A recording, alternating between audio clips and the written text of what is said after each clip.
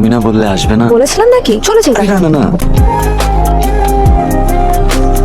ছাড়ো আমাকে। কি হয়েছে? এরকম তাড়াতাড়ি করে রোম্যান্স না। তাহলে আমি এবার স্লো মোশনে ট্রাই করি। না না না না, ছাড়ো আমাকে। আদে তুমি আমার স্কার্ট পরেছো কেন? তাতে কি সমস্যা বেবি? ভালোই তো লাগছে। হাই। এই, ও এত অদ্ভুত বসতে কি এক্সারসাইজ করছে? কি জানি, যা ইচ্ছে তাই করো।